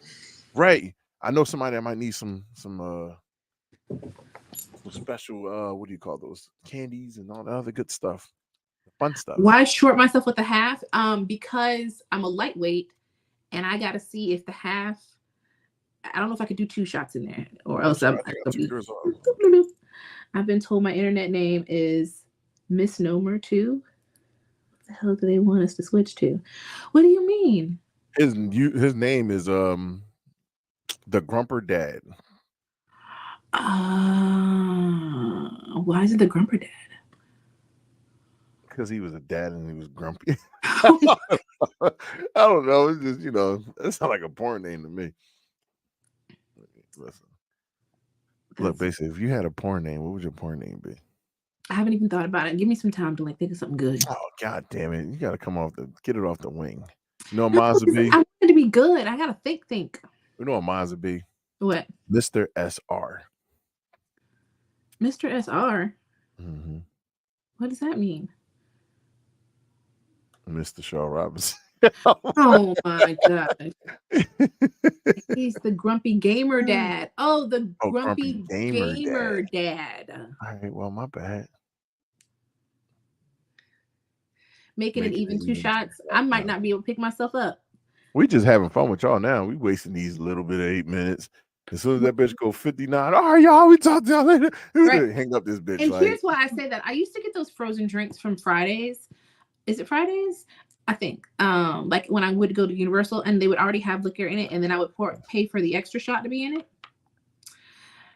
I'd be walking around looking crazy and talking crazy the whole night off of 1 drink. All right, so look, everybody, if y'all can, Chaz already did it. Thank you, Chaz, for being Daddy Shaboing Boing. What would y'all X-rated name be? We're gonna say porn. We're gonna say X-rated name. What would y'all X-rated name be? I'm calling people out. All right, so look, Ronald, you gotta pick. Rachel, you gotta pick. Ron probably already got a name. Ron got. You know what they gonna call Ron? Ron with the glasses. That's it. You ain't gotta call him a name already. Ron probably already made glasses. Somebody done called him that. No, my porn name should be Scissor Me Daddy. Hey, yeah, I mean, Chaz. You know what I mean? Yeah. That's how they gonna be, Chaz. They gonna be like,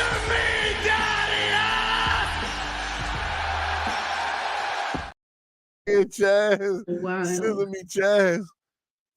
St. Austin Frank. Oh my God, you so damn silly nuts. There won't be no damn St. Austin Frank. That'd be your damn name, St. Austin Frank. Come on, let's get it. We got 2. There's a bunch of y'all in here. There's 11 people in here. I don't see why there ain't no corn names coming up. I'm over here talking like TikTok. Porn names. Because most people have to think about it. They want something good. Go power bangers. Okay. I like Not go power bangers. Okay. That's what the sofa is for. I'd be rolling. You probably Thunder. That's what the sofa is for. Live a little. 2 shots basic. Okay. Oh, man. Okay. I'll try it out. I'll do 2 I just shots. like not so basic. I think that joint is fire. We're gonna go with that. What's Because not- it's the alter ego. It's like with who would it be? That's what everybody says I turn into when I drink. Whoa. Not Madam Splish. Wait, have Cynthia, how questions. do you say it? We have questions. Is it like Chi-Chi? How would I pronounce that? I ain't petty, man. You know, I'm petty enough for that. No, I ain't petty, man. You know, that's what it is. Listen, Persephone had to keep her name. That's a whole name. Persephone, that one's good enough. Yeah, that's just, the name by You don't have itself. to It just That's good enough. Cynthia is from the heavens I drop rain down on your body. You're like, what type of rain is this? Cynthia is people thinking you were existing. Tequila. Look at what his name was that. Top shelf. Look, top shelf tequila. Hey, you get the bottle girls coming down with this shit. Leisha. Lily. What would your porn name be, Lily? We unfortunately get her at the end of the show. What? No, she talking about something because she take their energy away. I know that's the point, but it's like you drain the motherfucker out and they sitting on goofy mode the whole entire time. Like, I don't know if you ever dealt with that. Basic over here, she can't wait to take them shots. I'm going to drink it slowly. I hate doing shots by themselves. Yeah, I can tell. They'll make me feel sick to my stomach. Wow. Dang, Alicia. Miss Wet. That was my opening question. Top. Wow, why would you say this? Yo, have you ever been swallowed up? Have you ever been swallowed up? Ooh, Sunset Dreammaker. Ooh, I like it. Okay. Hey, look. You know what? I know a good nickname for me. It ain't the Minute Man. Okay. Hour Man. Not the Hour Man. Hour Man. A nice hour out of this. Just know that you have to get to that hour. And there goes a better one. I'm so fucking goofy. We're gonna call myself And Then There Was Dick. That's gonna be the name of my porn. And Then There Was Dick, because the first part of it is gonna be like, oh, you done all the things. Nope, because there's Dick next. I'm playing. I'm over here just being silly now. And Then There Was Dick. Right. I get banned on something. TikTok, Twitch gonna be like, hey, yo, you talking too much freak shit, man. Go sit your silly ass down somewhere. Yeah, we just spending the last couple of minutes. But listen, while we doing this, I would love to thank everybody who came through. It doesn't mean we end it right now, but it's like, thank y'all for coming through and just spending the time with us to be able to have this conversation. Basic is right. Bring more people for the conversation. I will bring more people for the conversation around what do you want to call it? God damn it. Oh, around men with safe spaces. Create that conversation. Everybody should be creating safe spaces for themselves and things that they, like they feel like they need to do to get to a better space within relationships. Because if you can communicate with your partners effectively and your lady or your man or whatever the case is, if you can communicate with them effectively and y'all create safe spaces that y'all always can keep doing it, I can almost guarantee y'all be together for the rest of your lives if y'all choose to. I'll choose to. Yeah.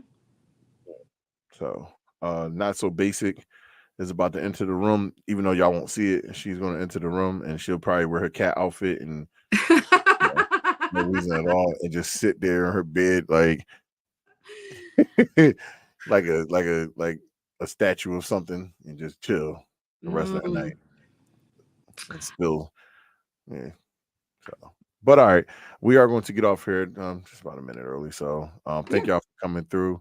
Thank you, guys. Thinking there's good stuff with us, but we will talk to you next and see y'all next time. I guess we'll try to come up with our topics, a little earlier. So, but all right, I'll see y'all later. Bye, guys. How should I end this show?